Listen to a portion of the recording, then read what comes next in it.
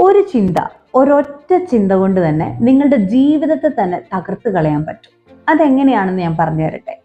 നിങ്ങൾ ഒരേ ചിന്ത റിപ്പീറ്റ് ആയിട്ട് തിങ്ക് ചെയ്യുകയാണെന്ന് വിചാരിക്കാം. ഉദാഹരണത്തിന്, ഒരു വ്യക്തിയെക്കുറിച്ച് നിങ്ങളുടെ ജീവിതത്തിൽ നിങ്ങൾ എല്ലാ സമയവും ചിന്തിച്ചുകൊണ്ടിരിക്കുകയാണെങ്കിൽ നിങ്ങൾ പോലും അറിയാതെ ആ വ്യക്തിയോട് നിങ്ങൾക്കൊരു ഇമോഷണൽ അറ്റാച്ച്മെന്റ് രൂപപ്പെടും. ഇമോഷണൽ അറ്റാച്ച്മെന്റ് രൂപപ്പെട്ട് കഴിഞ്ഞു കഴിഞ്ഞാൽ നിങ്ങൾ ആ വ്യക്തിയിൽ നിന്ന് പല കാര്യങ്ങൾ എക്സ്പെക്ട് ചെയ്യാൻ തുടങ്ങും. ഇനി നിങ്ങൾ എക്സ്പെക്ട് ചെയ്യുന്നത് പോലെ ആ വ്യക്തി നിങ്ങളോട് തിരിച്ചു പെരുമാറിയില്ലെങ്കിലോ നിങ്ങൾക്ക് വല്ലാത്ത ദേഷ്യവും നിരാശയും ഒക്കെ തോന്നും.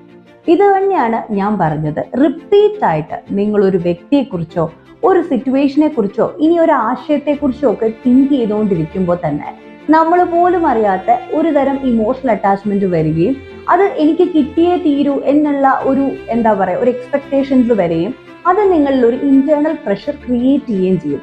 അതുകൊണ്ട്